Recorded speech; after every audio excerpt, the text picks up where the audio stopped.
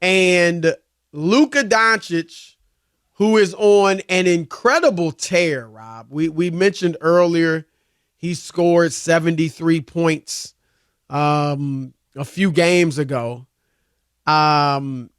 He had 45 points, 15 assists, and 9 rebounds last night in their game against Orlando, a win. And so the dude is doing damage. The game between the 73 and the 45, Rob, 28 points, 17 assists, 10 rebounds.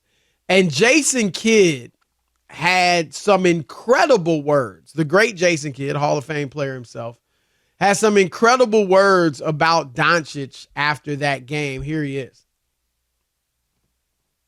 I've said this before, and I'll say it, for as long as I'm here, is you can't take this young man for granted.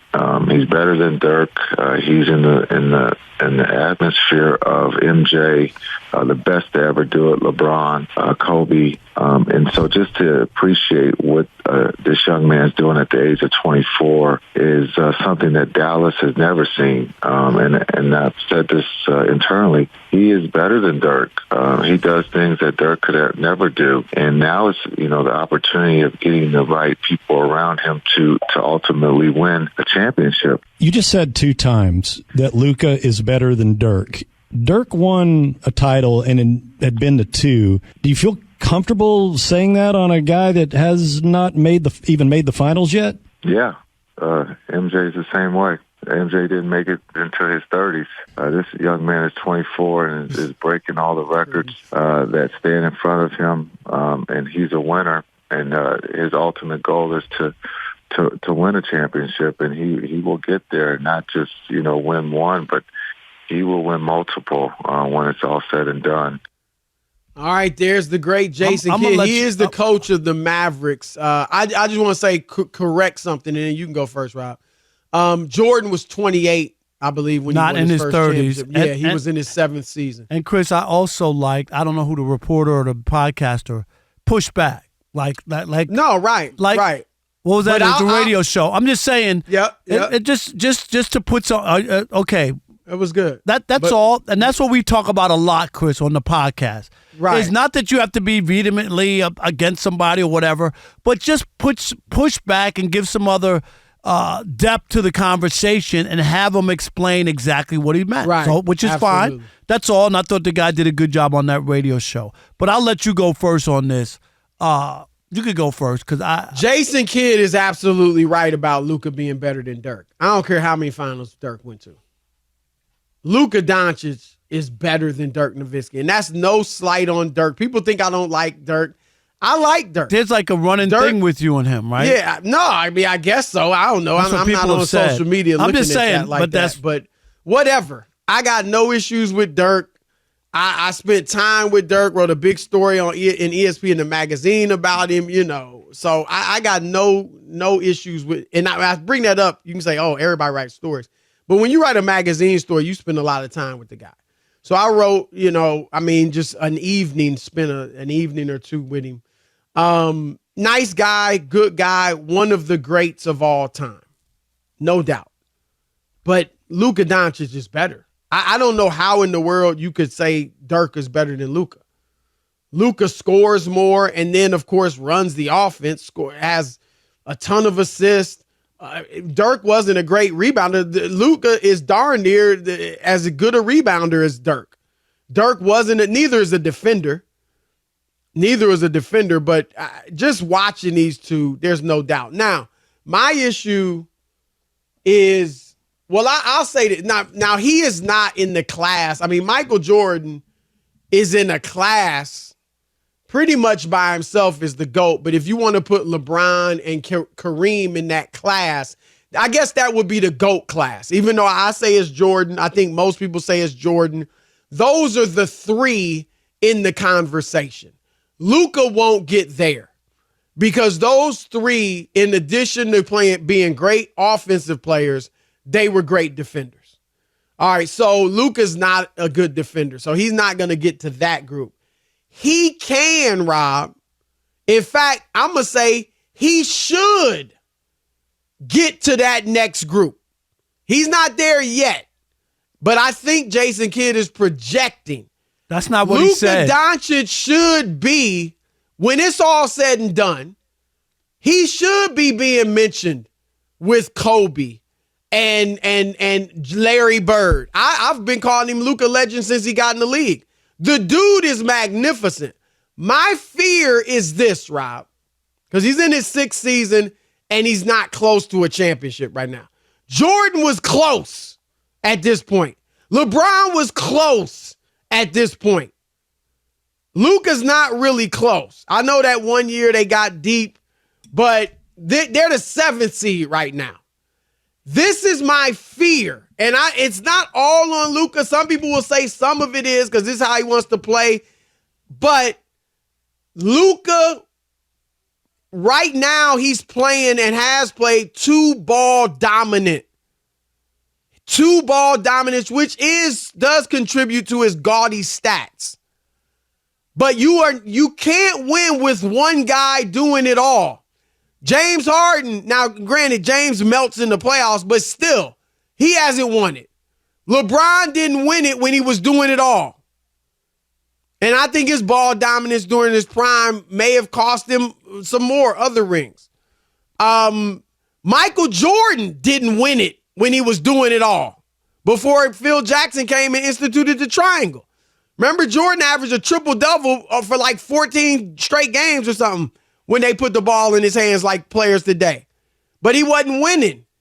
Wilt, you can go all the way down the line. Nobody's won it as a one-man show because basketball is a team sport. Golden State didn't have the most talent in the league when they won their first and last championship in this era. They did when they had Durant, but before that they didn't. What'd they do? They played 5-man basketball when everybody else was playing 1 or 2-man ball. San Antonio, when they ran through the Heat in 2014, Duncan's old, past his prime. They played team basketball, 5-man, everybody touching it, ball moving. They got to find a way in Dallas, and this is on Jason Kidd and Luka, to get him, have him be the man, but allow everybody else to get theirs too and play close to the maximum of what they can play. Right now, everything is off Luka. Or when Kyrie's there, it's Kyrie's turn, and everybody's just watching Kyrie and playing off him. They got to get everybody incorporated, or as great as Luka is, and he should end up in that group, that second group right below GOATdom. But playing this way, I don't think it's going to happen. And so that's my fear. They got to work something out because there's no reason with Kyrie Irving and Luka Doncic, they should be the freaking 7th seed in the West. Well, he lost me when he mentioned it with Michael Jordan. That's when he lost me. Because he didn't say I'm predicting, Chris. He's saying that he's already in that conversation or should be mentioned with them. And I don't think he's in that class. The other thing, too, and you talked about it, defensively, and he's been overweight. He's worn out at the end of seasons. We've seen that in the playoffs.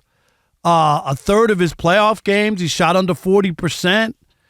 Yeah, I remember that playoff series against the Clippers. They blew it. He kills the Clippers. But he blew it. He blew the series, if you remember that. He didn't blow it because they wasn't supposed to beat the Clippers. Yeah, but he had a game 6 at home. They were up 3-2.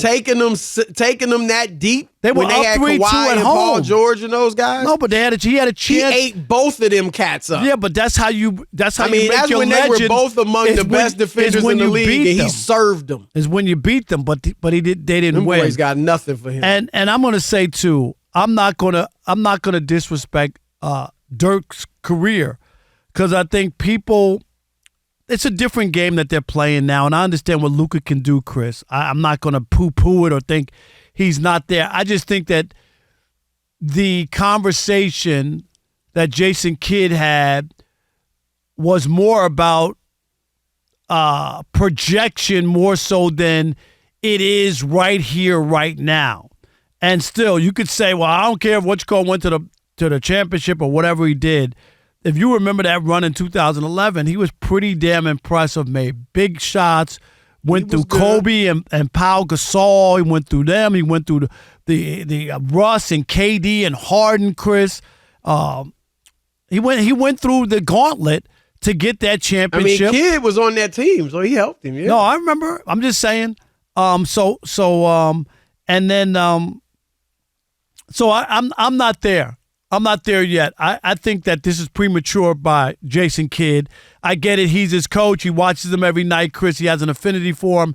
He thinks he could be there, but he's not. To mention him with Michael Jordan, I think is preposterous. Well, I think it is. He won't be in that GOAT conversation. But that's what he said. I have no doubt. Like, I'm sorry. He's better than Dirk. I mean, all people can throw at me is the championship.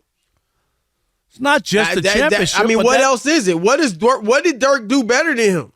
Yeah, it's just he's a different player. I get it, Chris. There's no doubt about it, and what he can do is spectacular. But Dirk had a hell of a Hall of Fame career as well. And nobody's taking that away from him. And he was able to win, too. Luka's better don't mean we dissing Dirk. Yeah, that's the thing. That's like you and I always say, if you say LeBron is better than Jordan or Jordan's better than LeBron, people act like you hating the other one. No. I think it's premature by Jason Kidd. Man, I'm sorry. This ain't no doubt it ain't premature to me. Luka is a bad boy. That boy is bad. Jason Kidd right on that. Now he went a little too far with the MJ stuff.